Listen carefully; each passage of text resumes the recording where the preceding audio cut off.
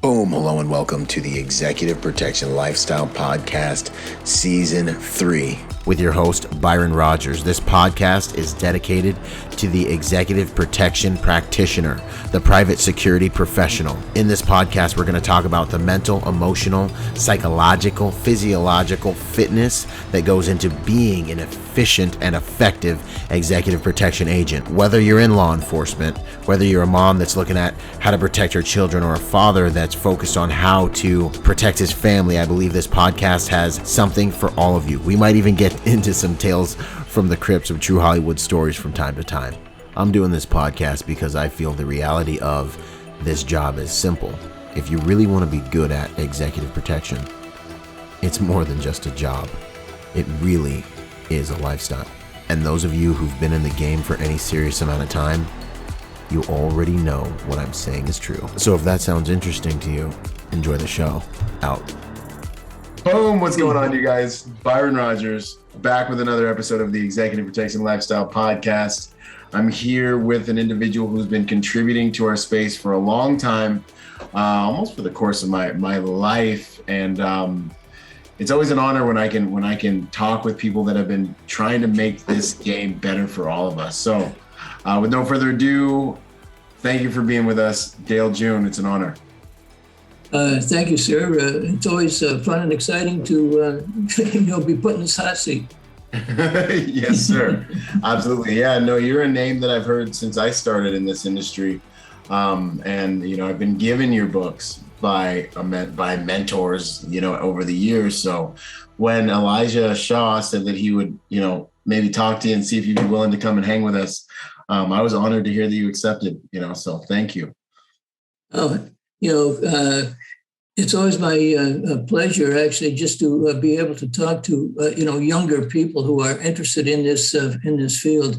And hopefully I might be able to, as my college mentor said, pass along gems of wisdom. Yes, sir. Yes, sir.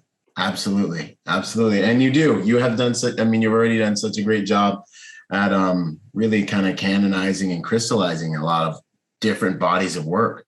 How many books have you written at this point, sir? I think this one is I think it's 13 or 14.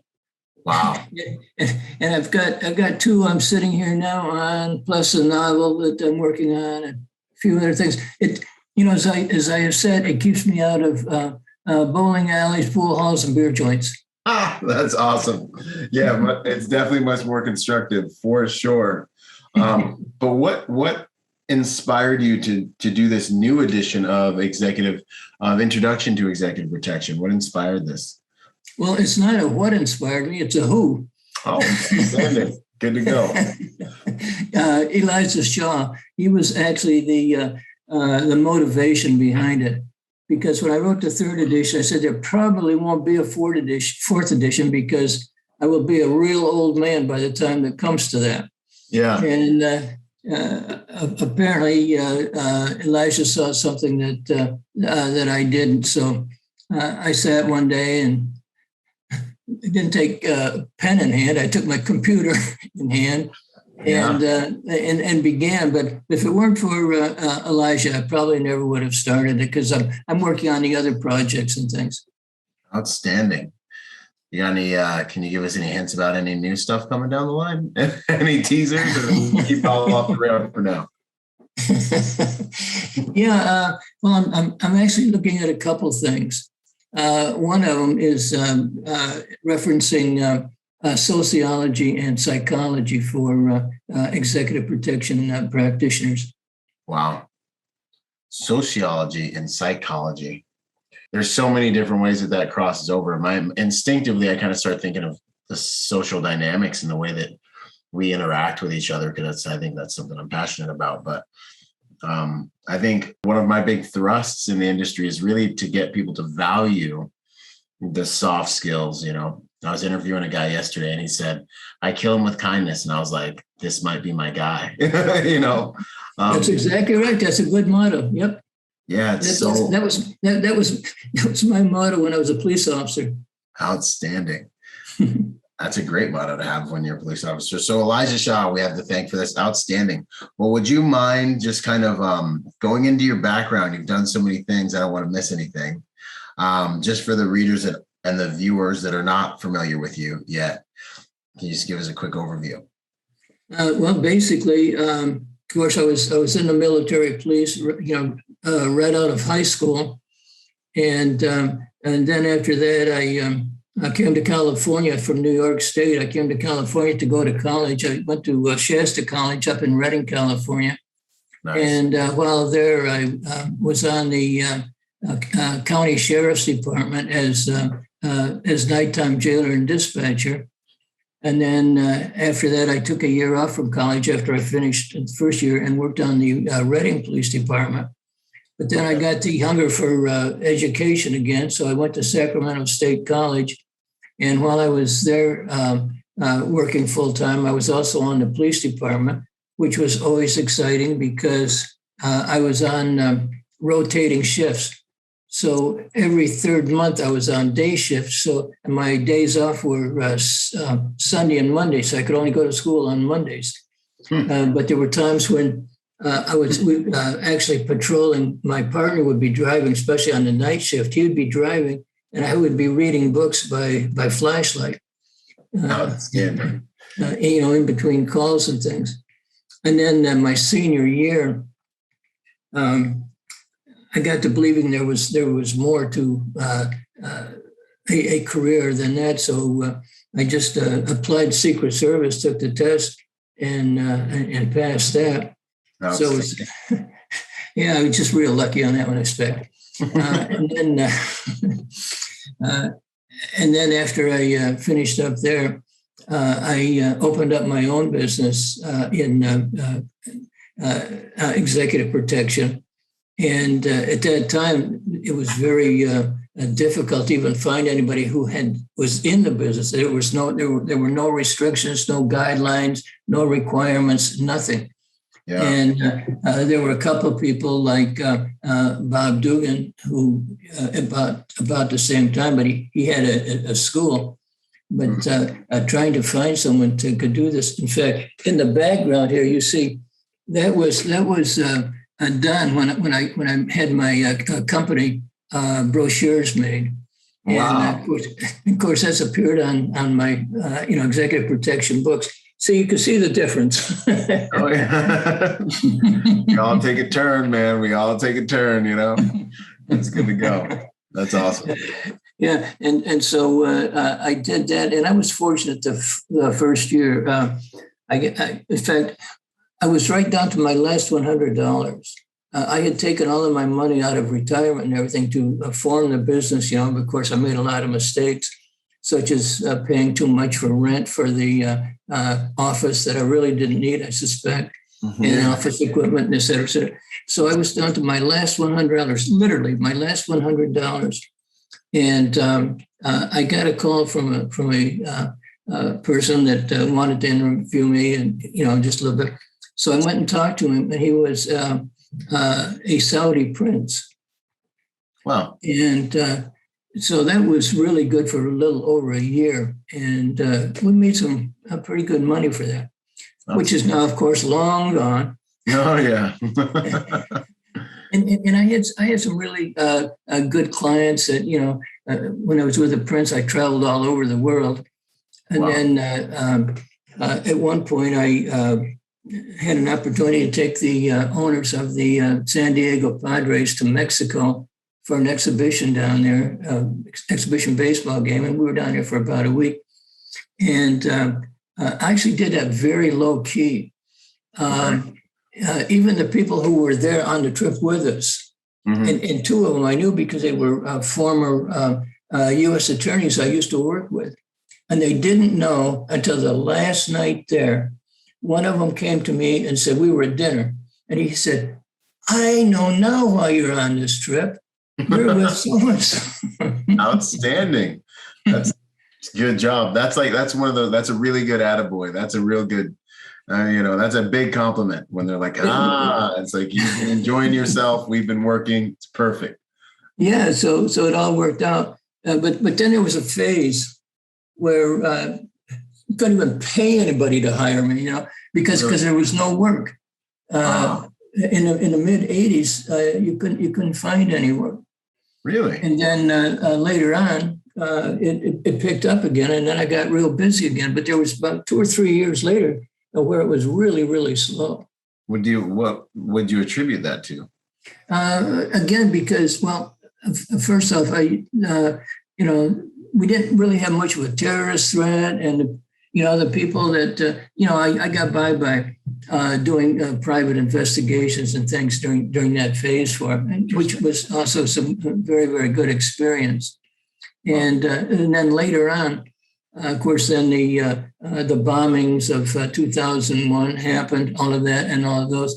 But at that same time, or actually in the late 1990s, 1999, 1998 or something like that, I got a call, and the people were interested in founding a university.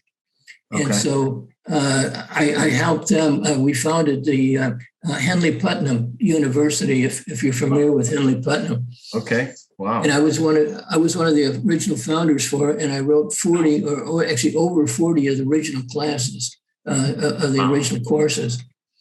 And then, of course, also I've been teaching at National University and a couple other colleges since that time. Yeah. Yeah. I was looking at your bio here, and you've served under 4 different presidents. Yes. He's just so humble. He just glanced at, I took the test and I got lucky, outstanding. That's amazing. And you've been doing a lot in the criminal justice areas of life, sociology, psychology, history, drug addiction related courses. Wow. So you've been really contributing and teaching and leading as well quite a bit. I just finished a course in American government and another one in terrorism. But I got a class today assigned for human communication. So I'm going to be teaching human communication for the next month. Human communicate. That's big. You got any cliff notes, for our, that you could drop on us, pearls and jewels real quick?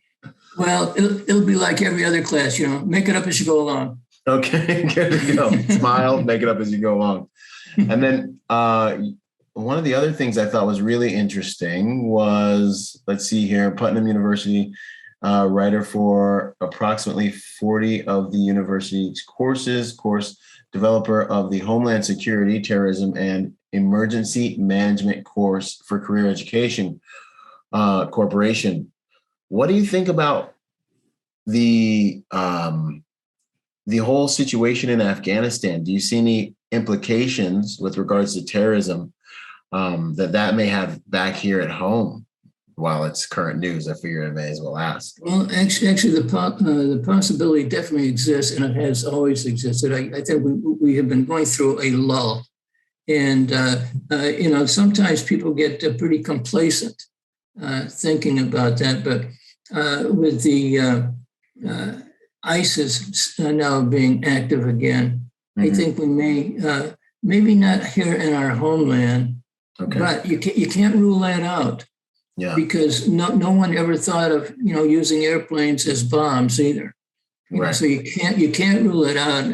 I think that the maybe not in the immediate future, but I think down the road we could. I mean, think about it this way, Byron. Yes, sir. What would happen if we had just one suicide bomber, say in a subway in New York?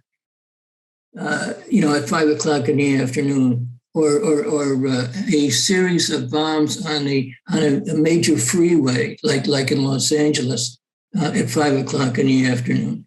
Yeah, I mean, so these are things that we really have to think about because, especially a suicide bomber, not only would it be frightening, but it would also have a psychological impact.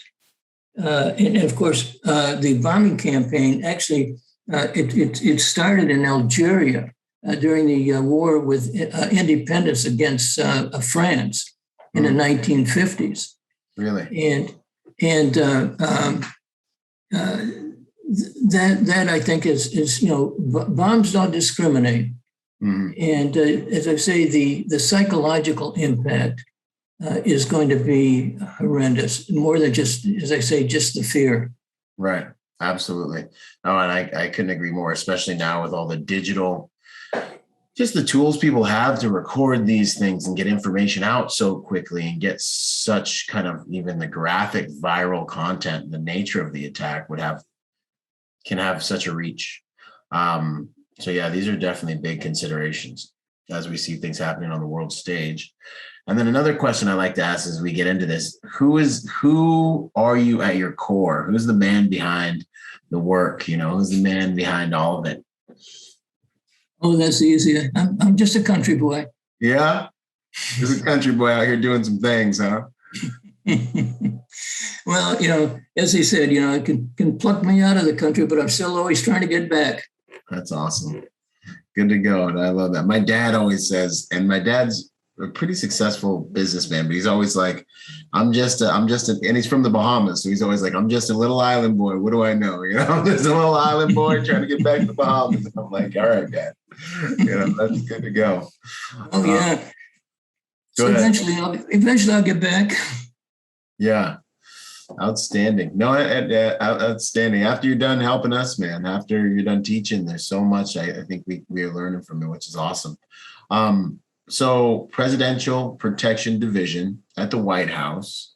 Mm-hmm. How would you describe that scene, that environment, so people can kind of understand what it was like working there at that period in time? Well, first off, it's not all glamour and glory and glitz. Right. There are a lot of hours and hours upon hours of just standing and waiting and watching and boredom. Oh, yeah. And that carries over into every assignment. Oh, yeah. But yeah, we had some real good trips. And when President Nixon resigned, I was on Air Force One with him coming to California. Wow. And that was a very interesting trip. I can only imagine. And so, well, basically, about noon, I think we were over with the time change and everything. I think we were over Missouri or someplace like that. Mm-hmm. And he walked back through Air Force One, and he stopped where we, the agents, were. And he made a comment that was very interesting. He said, and he was talking to us, he said, you guys are not going to have to worry about me anymore, because I'm no longer president. Well, our supervisor, who was really a top-notch man, he said, no, Mr. President, we're going to be here with you the rest of your life. And, we were very optimistic, but it was a very somber trip overall.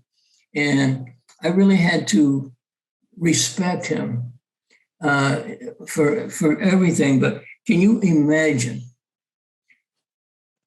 being in a position where you resign the presidency of the United States, and yet he was able to go through all of that and handle it? And then eventually, towards the end of his life, he actually became a respected statesman. And can you imagine yourself on how that would affect you psychologically, and the problems that would come with it, your self-esteem, your image, your loss of power, everything was gone. And people looked at him with basically jaundiced eyes. But, even I've got to give the man a lot of credit and respect for that. Yeah. And take it aside from everything else. Right. First off, I think he was a real good president for the things that he did. And now that's my point of view, of course. Yeah. But also the fact that, and I take away the fact that he was president and everything else, but I know that he knew nothing about what was going on in Watergate until after it happened. In fact, I was there when Ron Ziegler told him about the break-in and things. Wow. And he was surprised. Wow. And didn't know about it. But again, looking at it from the point of view as a supervisor, he was doing, even though there was cover-up, he was actually shielding the people who worked for him. And then eventually it snowballed way out of, but I mean, that's just my thought on it, my opinion. Wow. And, I think if it hadn't have happened and all of the other cover-up things, you would be, I think, thought of in very high terms. Yeah. Yes, sir. No, I think you bring up some great points. I think you're talking about some things that even should hit home with military folks and law enforcement folks that end up at the end of their career, and they have to deal with transitioning from, being part of any of these kind of really tight-knit, elite, intense brotherhoods, and then have to somehow be in the civilian sector, like that transition. I mean, his is so catastrophic. It's way huger. I mean, I couldn't imagine that. A transition like that has killed many other men, a transition. Absolutely. Yeah, that's a good point. Good point. Yeah, absolutely. And on that. And of course, what could he say? What am I going to do now? Yeah. What am I going to do now? No, that's huge. And maybe sit home and draw unemployment. Yeah. I mean, I don't know. Geez. With the guys out front watching you. Oh man, that's some really good insight to have about that whole thing, because we see the world so differently than whatever comes out on the news and everything else when we're sitting next to the guy on the jet and we're listening to the news together, and we're just sitting there shaking our heads. And I understand. That's interesting. That's good to have that. Would you what takeaways did you take with you from that office and those functions in the Secret Service into executive protection in the private sector? Or were there any friction points, like doing the job in the private sector? Did you find more difficult, or did you like it better? Or were there things that stood out during that transition? Well, actually, I learned a lot. I learned a lot when I was Secret Service, but doing it on my own, and a lot of it was mostly solo at that time. Eventually, I had a couple other people working with me, and they had no experience at all. And so I trained them in it. And of course, then I learned from it as I was teaching them. Mm-hmm. And even today, each assignment, you're going to learn something. You're going to learn how to make things smoother, maybe operate better. You're going to learn from the mistakes you make, because I guarantee there will be mistakes. Mm-hmm. And actually, if you can bring your protectee home at night safely, and nothing occurs, you have done a good job. Mm-hmm. And though it may not look at it, I've made a lot of really weird mistakes. One that just pops in my mind just real quick. And I know we're probably running out of time or whatever, but this is just one time I was at a studio with a well-known, very famous female actress. Mm-hmm. And after she came off stage, a TV actress, she came off stage and she wanted to go to her room.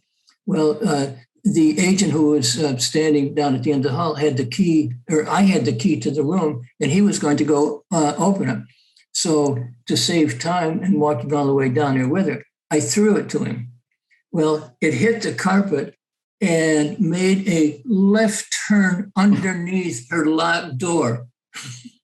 Oh my God. Murphy was just like, gotcha. Don't know how that could happen. Oh, I couldn't throw a curve like that in baseball.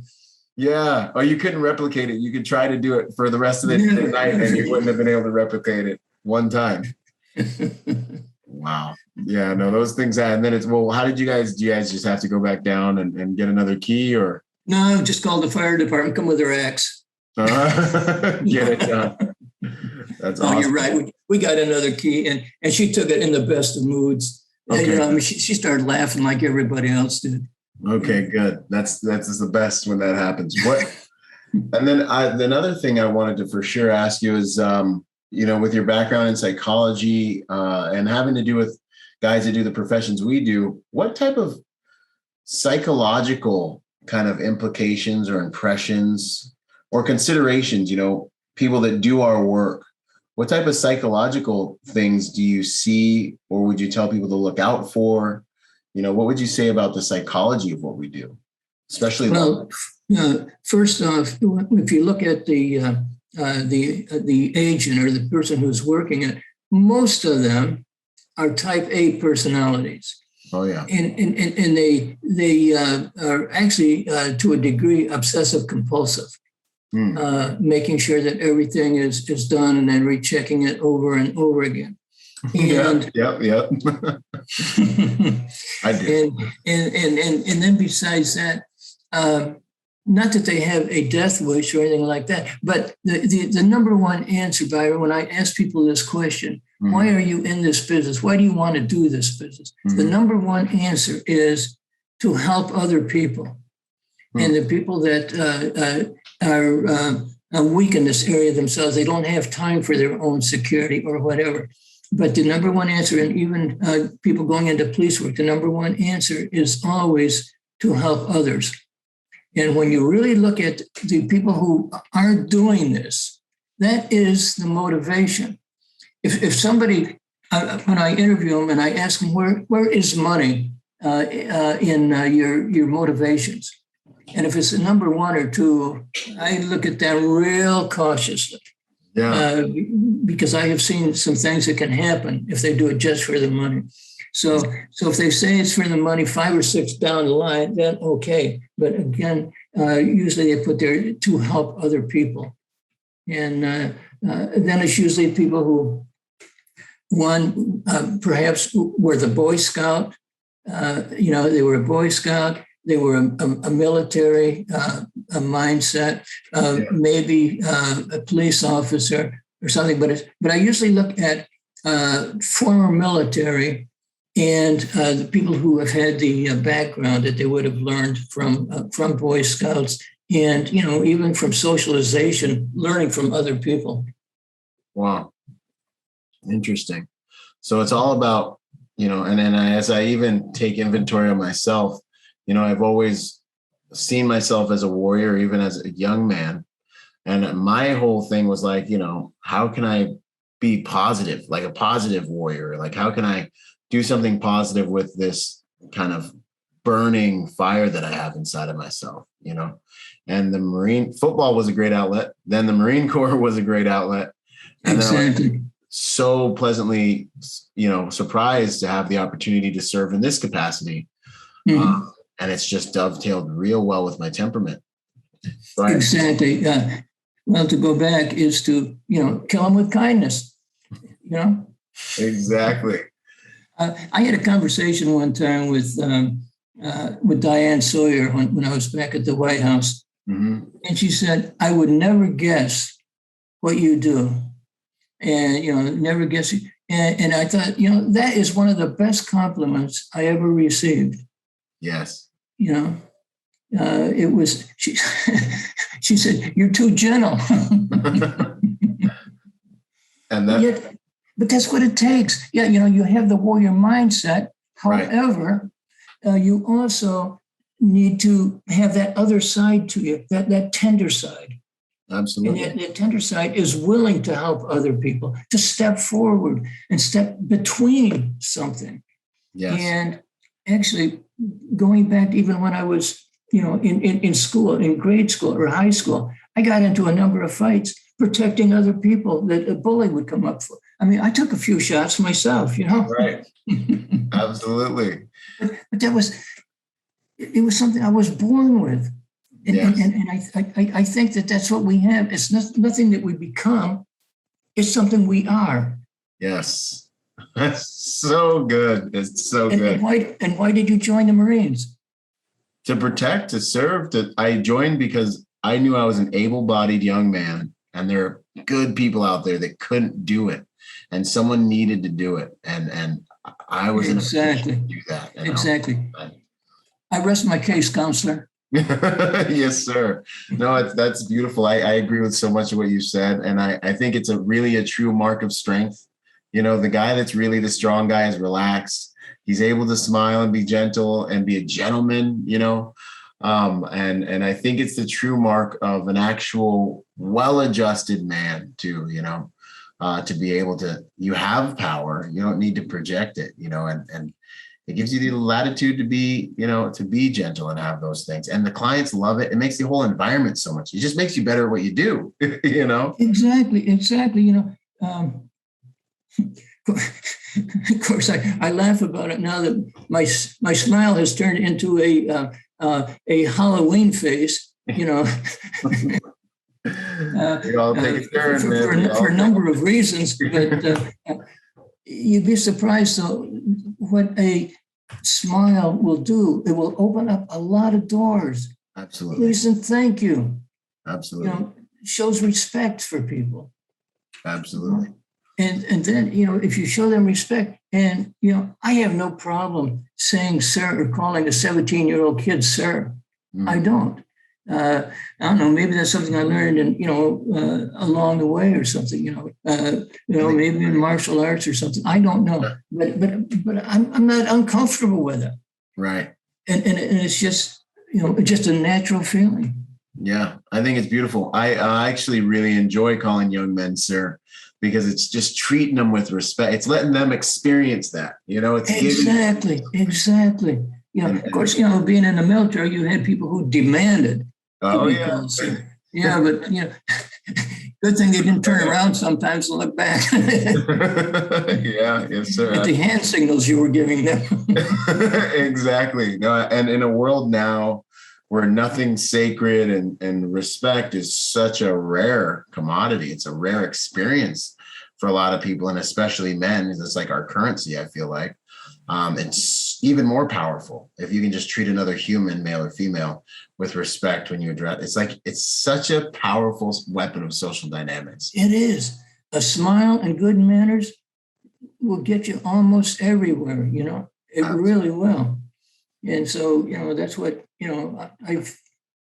that's been my philosophy, basically. And that's how it's done. I have faced down, one time I faced down a man who was holding a shotgun.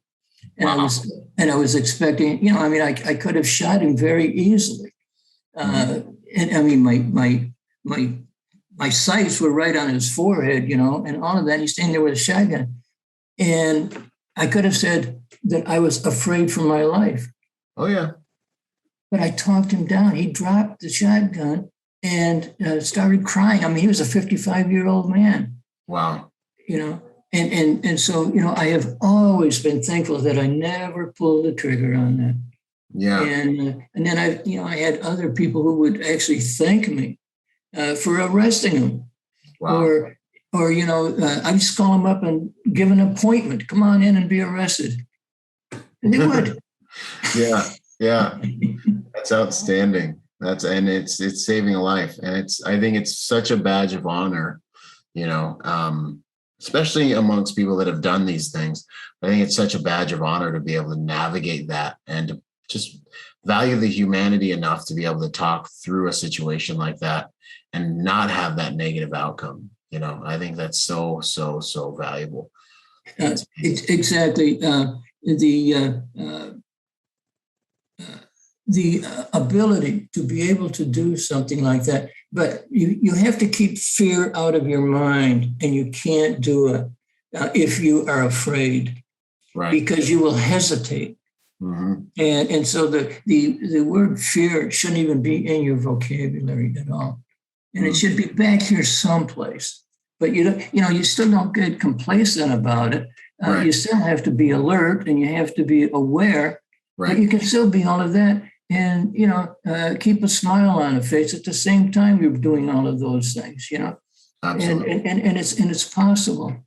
Yeah, it is. And I think maybe having the training and the background and the tools empowers people to be more that way, maybe, because when I've navigated situations like that, I was able to be more confident, but I was able to be more empathetic because I knew that I could handle, I mean, if we go hard into the right, I know that I can ride that bull if I need to, but we don't have to. Exactly. And, again, you never know when you are successful. You only know when you fail. This is true. I can tell you, that's a good one. And so, that happens all the time. And, I even had one person say, well, I guess I don't need you now because nothing's ever happened. You're like, or I'm doing a really good job. And that's why nothing hasn't happened, Wow. I said, well, if I'd known that, I would have arranged something for you. Yeah, that's definitely, I know a few guys have been tempted to do that over the years. But no, that's not ethical at all. Absolutely not. But, and I didn't actually say that. Yeah. What would you mentioned something else that was really, really, I think really great, as you said that this is kind of who you are, being a protector is just kind of, and it's something I talk about, I say to a lot of people especially on my other podcast where it's more civilian centric or for just everyone is, I feel like there's like a protection DNA, if you might be a banker, but you've always been that protector. Like you might be a painter, but it's always something in you, and a lot of the interviews of some of the best guys in the game, they say the same thing. They're like, this is a perfect industry for me because this is who I am. That's really exactly. And this is why, actually, this is one of the reasons of recruiting people out of the military, because they have the mindset of helping others and being there, but they also have learned courtesy, military courtesy, but they have learned it. Right. And they know about free thinking. Yeah. And they can make decisions and they can do that. But they also come with an enthusiastic mindset. And I was asked about this question last night about military and police officers. I said, police officers really wouldn't be too high on my radar because they are set in a different mindset. They are reactive, and everybody to them in their eyes, it's what I call that they have myopia, straight, short range vision, just straight down here with blinkers on, and everybody is a bad guy. And it's not. Yeah. And we have to look at it at that. Even anybody approaching you're protecting, they're not necessarily a bad guy. You have to be able to read the person and take out and understand who the person is and what his motivation could be. Right. You just don't confront them right away. Absolutely. Yeah. And police officers, I had this experience that would, in fact, confront and basically start an incident. Right. And you know how easy that can be. Oh yeah. Especially these days where everyone's trying to sue you. They want you to or shoot you. Yeah, absolutely. Yeah. But somebody right out of the military, in fact, I've said this now a couple of times to Elijah, that recently I interviewed a person who had never even thought about executive protection. But when I mentioned it to him, he said it's something to think about. And after the interview was over, I would have hired him with no training at all other than his military background because he was so eager to learn. Yeah. And we do run a lot into those people who say they know everything. And if you know everything, you don't know anything. Yeah, and then I can't help you.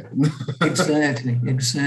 And so you have to approach, I don't know if you have ever heard this or anything, is empty your teacup. Oh yeah, the cup is. I say it all. I love that one. That's Bruce Lee. Well, he's something about the. Oh wait, no, it's not quite Bruce Lee. It's a martial arts thing. The cup has exactly. In other words, get everything out of your mind. Approach it with an empty mind, but an open mind. Yeah. No, 100%. It's difficult. I I've kind of just looking at even, I mean, a little more on the psychology of things. As I look at the psychology of guys that come on, I find, with the law enforcement folks, I do find that they have to adjust to being able to get people to do things without a badge.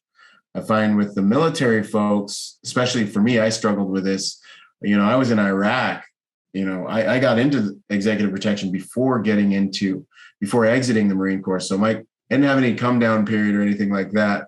And I was, ready to go 100 and some odd miles an hour. My brain was still conditioned to combat. So I was still like dopamine addict, pretty much. Yeah. Jack and steel, wanting to go 100 miles a day, didn't need to sleep. Let's get after it. So I had to deal with like a cognitive dissonance that was a result of being like, hey, we were just going 120 miles every single day. Now I'm sitting on this jet, which is pretty, but I am bored. So then I had to really transition from warlord to kind of guardian and be like, no, this is honorable service now. I'm serving this family. I'm protecting this family. This is honorable. And then that worked out for me. I see that friction. And then with the civilians, I see almost like an inferiority complex, but the ones that are good, they deal with it well. So they feel like they need to prove themselves all the time because they don't have the background. But I feel like the ones that are good, they just keep learning. And, you've got your Elijah Shaws and you've got your, Christian West, and you've got these guys that kind of rise to the top of the industry because their cup's kind of more empty, and they keep on learning. There's two things that I don't want to leave this without. First off, there are a lot of people who say that they are the best in the industry. Well, and businesses, you go search online and some of these websites, they're all the best and they can do anything. Unbelievable. When I was just a little boy, my dad said, no matter how big and strong and fast you are, there's always somebody who is bigger, stronger, and faster than you. And believe me, I learned that lesson. Yes, sir. Because it's very, very true. I guess that's maybe why I take a low-key approach, because I look at everybody in the business that they are better than I, and that I can learn from them. Yes. I don't try to push onto, hey, I know it. I don't know it, and I'm just learning. But the other point that I want to make is, and you talk about psychology, we have to think about the psychology of the protectee. I mean, we are disrupting their world, and they have and they have problems like everybody else, all the same problems. In fact, I was just reading something today to just think about this. Think it's Black Friday or Christmas shopping season. Go to a shopping center, busy shopping center, and just sit on the bench and watch the people and listen to them. And you will find out that what they are discussing and their body language is exactly what you're discussing. It's exactly the same, see? So we have all the same needs, wants, desires, all of those things. But also, have you ever thought about having a protectee who has such mental issues? Of course, we're going to have the psychopath, the sociopath, we're going to have all these. But how about someone who is depressed? How about some morning you go to the suite and knock on the door and they've hanged themselves? Suicidal thoughts. Yeah. These things are possible. And it's something that hasn't been given much thought to. But when you look at all of these celebrities who have committed suicide. Yeah. Okay. That's real. There's a reason behind it.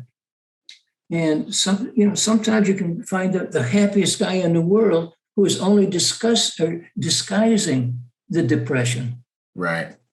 And so you have to be able to recognize those signs, right, just to prevent it. And in fact, I suggest even keeping the suicide hotline telephone number in your wallet. Yeah. That's wisdom. I can second that, because I've been on private jets before, and I've had my clients. I'm just sitting there doing my little college courses, living my little simple little piece of life, my little square in the world, and I'm on their jet. And I've had them look over at me and be like, "Look at you. You're just happy with your little laptop," and almost like they wanted to trade places with me. Exactly. And I'm like, "Yeah, yes, sir. You need anything, you let me know." And he's he's depressed. He's, getting audited by the IRS. The wife's coming in trying to take all his money. It's on Front Street. It's in the newspaper. And I'm just sitting there I just thank God for my little piece of world. And I try not to mess it up, Exactly. I may always be a poor man, but I'll be rich in other things. Yeah. That is interesting. Understanding the signs and symptoms of that, though. It is something that's big for us because you do have these celebrities. We had that big comedian that committed suicide a few years ago. Robin Williams. Yeah. Thank you. Yeah. And that's huge. And so many others. So, that is a possibility, but who has thought of it? Who has thought if that might happen? Yeah. Are you prepared for that to happen? What are the implications? What are the procedures after that? Who is notified and how are they notified? Of course, we as protectors, we wouldn't be doing any notifying except maybe the next of kin or somebody who is there with them, like chief of staff or whoever. But that's it. But there is still a protocol that would have to be followed. Mm-hmm. And you don't talk to the press. You don't do those kinds of things. Right. It's as they used to say on Hogan's Heroes, I know nothing. I see nothing. I hear nothing. Absolutely. Let's get a little bit more into this new edition you guys have coming out for the introduction to executive protection. What would you want people to know is in that book, even if they haven't read the first one, that's getting ready to roll out here? Well, what I did actually, again, at Elijah's urging, because he said, if we're going to do this, we should need a whole new aspect. And I think that edition, second edition, third edition, whatever, should have some different information. So basically, I gutted the whole third edition. Wow. And I have at least probably only maybe 75% new material. Wow. And one of the areas that I cover, that this is what I like, is a section called Heroes, Villains, and Fools. Wow. And so I talk about, what a hero is and all of this. And then the villains, of course, are the bad guys. Now, the fools, as much as anything, are the people who say that they are the best in the business. Get them. Yes. Yes. So that's one part of it that I'm proud of and that I added. And then there, other things that I, again, just there's sections on the psychology and those things also. So I tried to make it, as I said, a new edition. I did keep some of the earlier portions that were the most important, like a chapter by a protectee who had never, and this is from the protectee's point of view, and she had a need, and this was really unique too, because she has a brain disease, very rare brain disease called neurosarcoidosis, and it imitates other diseases and things. But she's a medical doctor, but she for no reason at all, when it comes over her, she attacks people. Wow. And so she needed to have people to protect other people from her. Wow. Which is very unique. So when this occurred with her, and she started hiring people like that, she had no idea what to do. But I think that is she wrote it right from the beginning, searching for an EP protector, and on and on and on, and step by step by step. And I think that is a manual, if you will, that especially people getting into the field should follow, to know what the protectee expects from people. So I have it from both sides, from our side and from the other side. That's outstanding. And so I did that. So that was basically it. I mean, we went through it. I mean, this has been a work of over a year. Wow. Just doing that. I told Elijah in the beginning, I don't believe in doing a new edition every 2 or 3 years. Yeah. And what convinced me, he said, well, let's just make a whole new book. Outstanding. And so that's basically what we did. Beautiful. That's good. That's awesome. So it's all new content in there, y'all.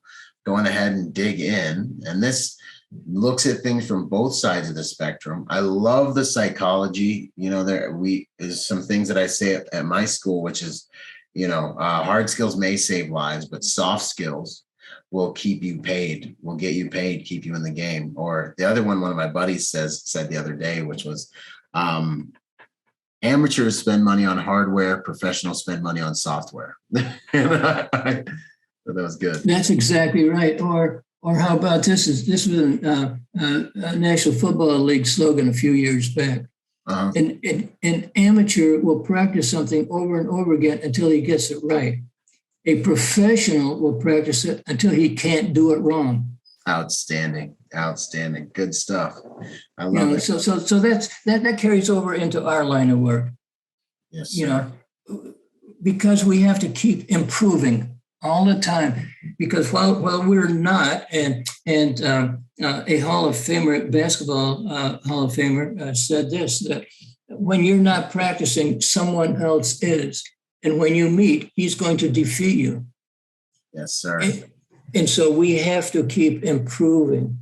So again, that's the idea behind the books. It's nothing that I say, oh, I'm going to put this out. I'm going to be, blah, blah. No, not at all. All I'm doing is just passing on. But at the same time, I'm learning because I do research at the same time. Mm-hmm. And I look at what other people say. I look at what other people have done. Look at the mistakes they have made and all of these things. And then come to my conclusions. Yes. I could go on a rabbit hole, but I think that's one of the things people maybe don't realize about the journey of creating and contributing is as we create these things, we're evolving, as we try to teach and as we try to make these contributions, we're growing so much. And then when you see that it's helped someone, it's the most amazing, it's such a beautiful process of maturation to help you evolve as a person. It's exactly. Let's pretend that you're on a detail and you have 6 or 7 guys there or women, whoever, but you have them there on your detail. You talk to them, you get their points of view. Yeah. Okay. You may give them your point of view, but you are getting points of view of 6 or 7 other people. Right. And so that helps. And then, of course, you can also do a debriefing from the protectee themselves. Mm-hmm. And the things that they think you did right, the things you did wrong. Most of them will gladly share that with you.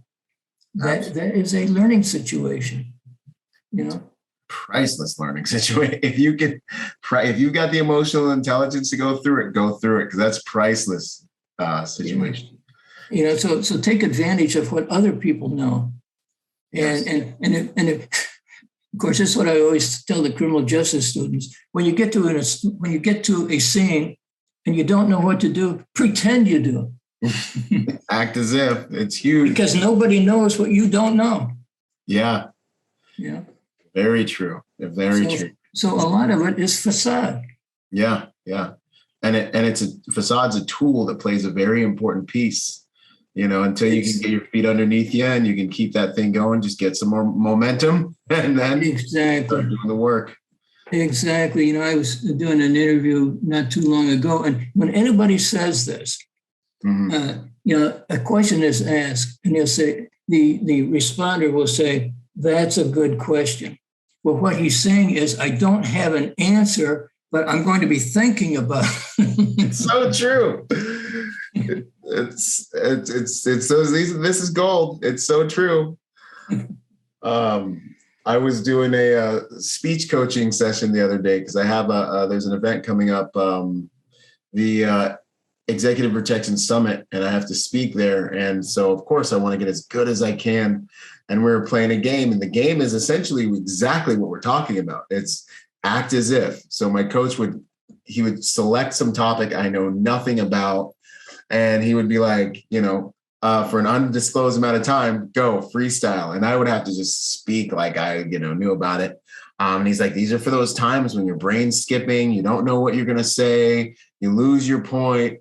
And it was a great exercise. And he basically just teaches you how to keep your command presence, keep control of the situation, keep working until you can find your way through the room.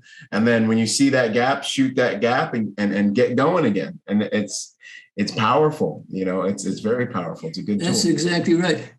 Use your imagination. Even when you are working on an assignment or something, use your imagination. I talk about this a lot, and it's in the book also, is play what if.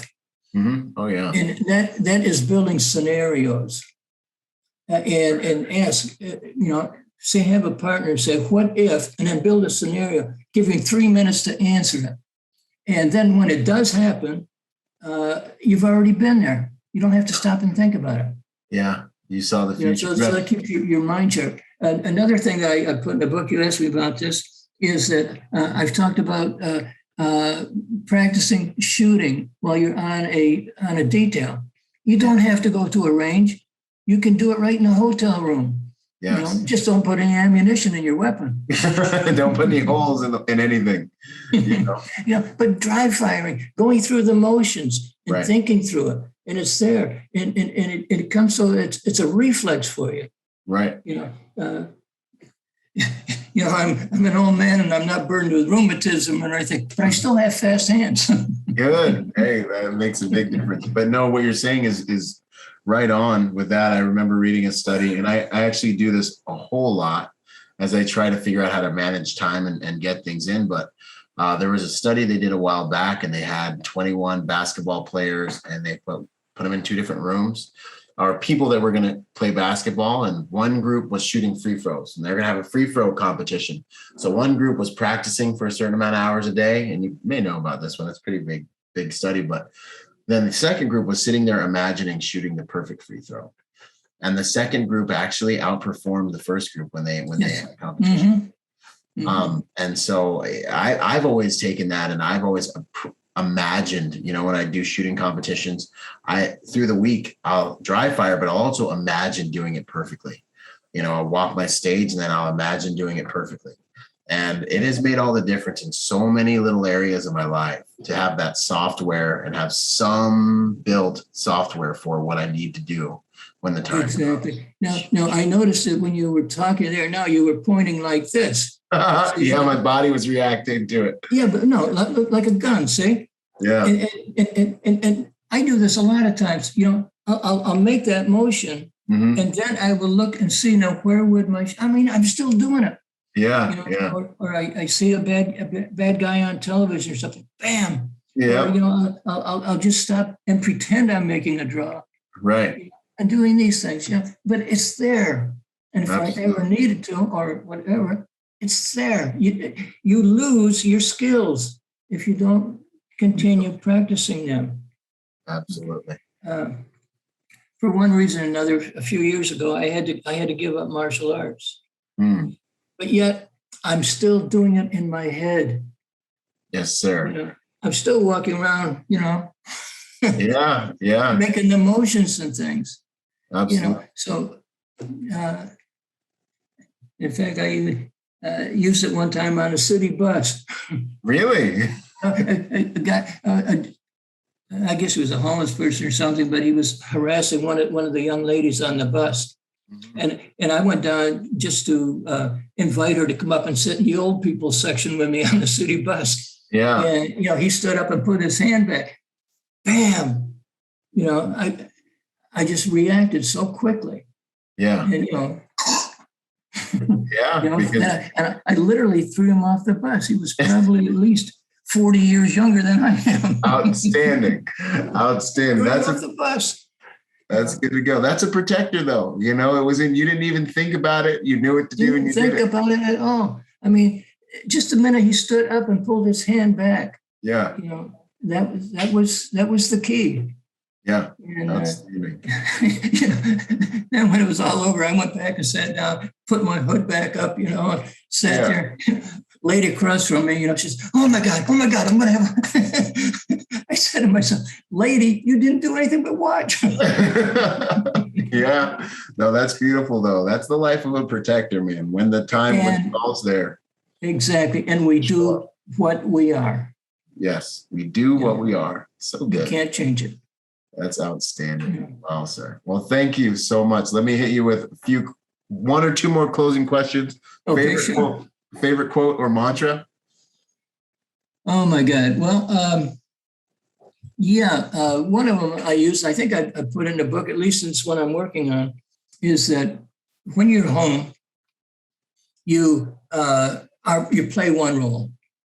And then you get all ready, you look in the mirror. This is the looking glass self of you. You look in the mirror and see if you're ready.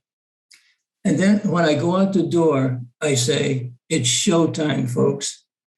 I put on a whole new face. I love that. Yes, sir. And then become that character. Yes. And you're in that character until you're back home again.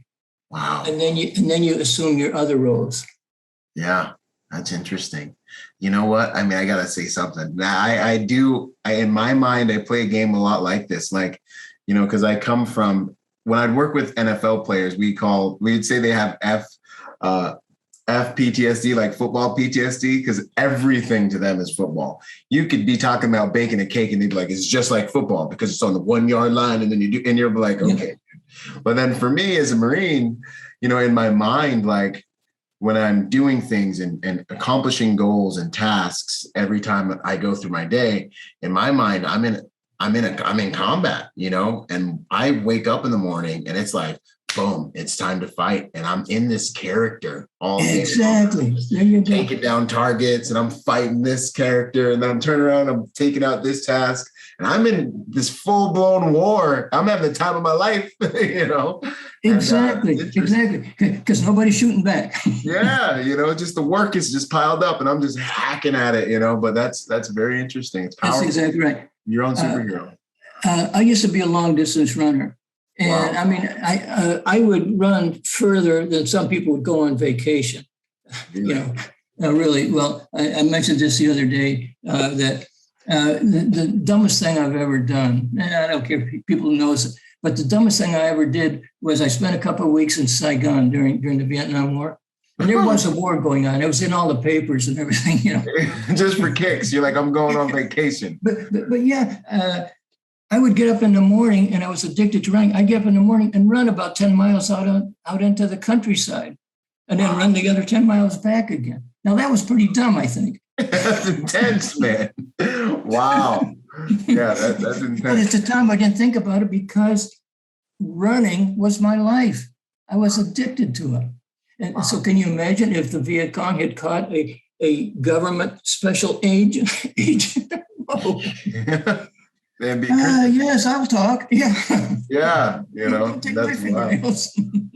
Wow, that's the things we do. I thank God I survived the things I got myself into. But then also when I was running like that, that was the main, and getting back to what you're saying, that was the main focus of conversation. When you had a social gathering, the runners would get together in a corner and talk about running. Mm-hmm.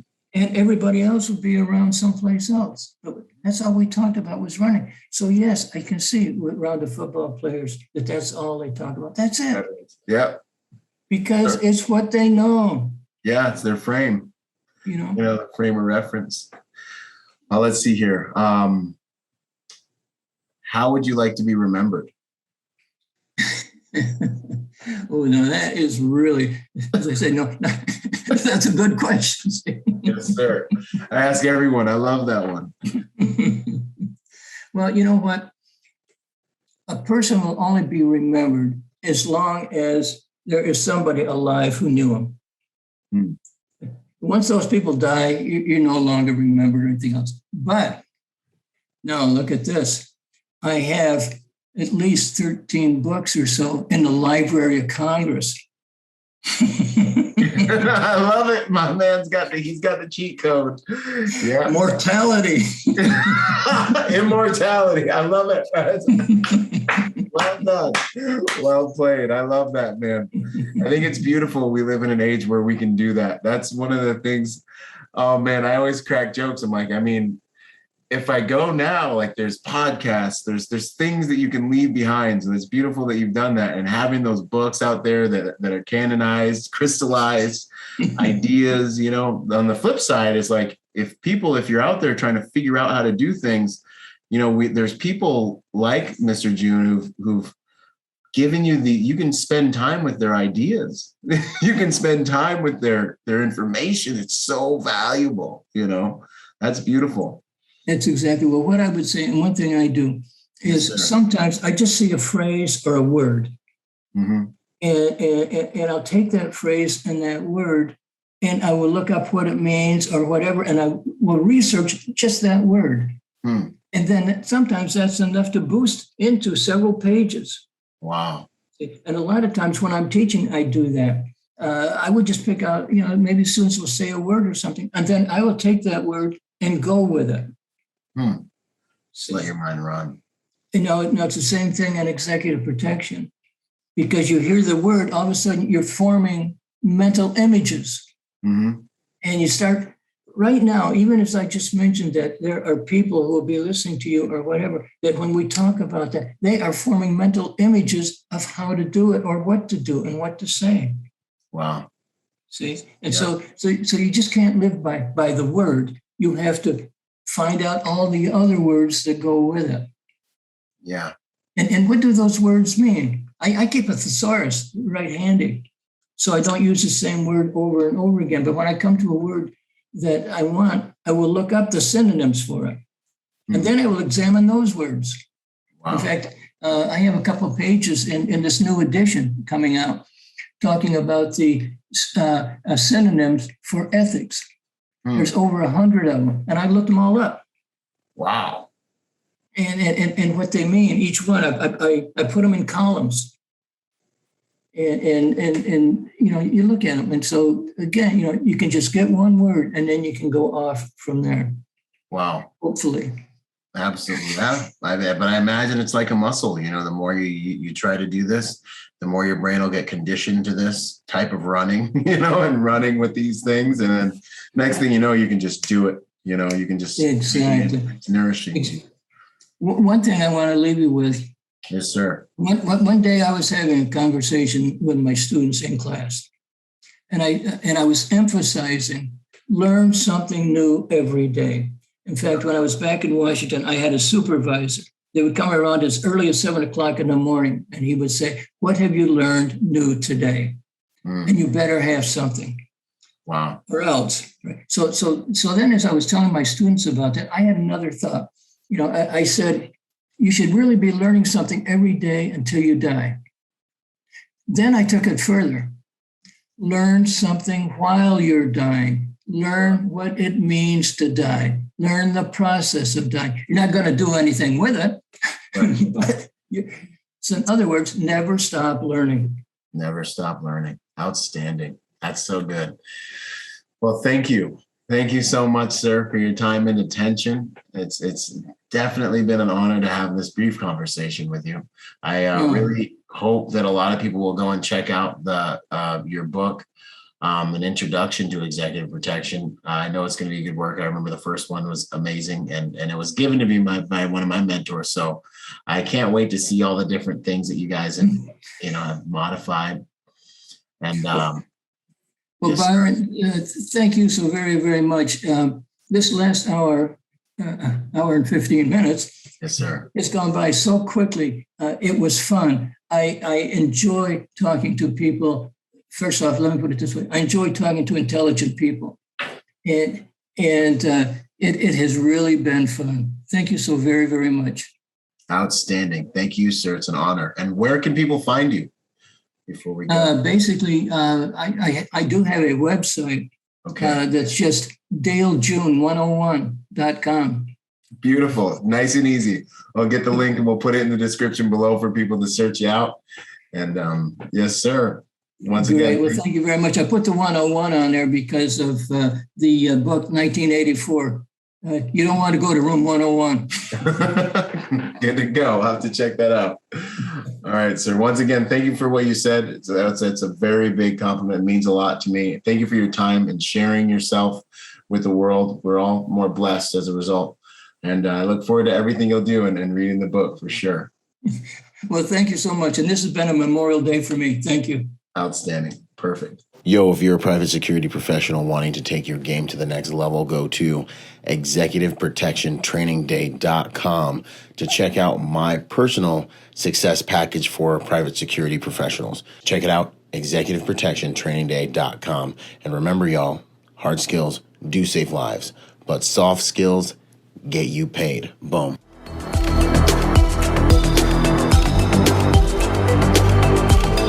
Boom. And to support this podcast, go to executiveprotectionlifestyle.com and contribute to our Patreon account. That Patreon account is what helps me make this podcast possible, contributing to this brand, what we're doing here, making it so that I can bring better guests on, making it so that we can plan more events and just expand the contribution to the private security industry and also to making America a safer place. Do whatever you can, contribute whatever you can, because it makes all of these things possible. Thanks for those contributions. Yo, and before we go, I got to shout out to the sponsors, starting out with Primary Weapon Systems, PWS. They truly are the evolution of the rifle. Use Byron for 10% off. Grayman & Company, the most comfortable tactical suits in the game. Use Byron for 10% off with them. Until the next podcast, this is Byron Rodgers, protector by nature and by trade. Out. Boom.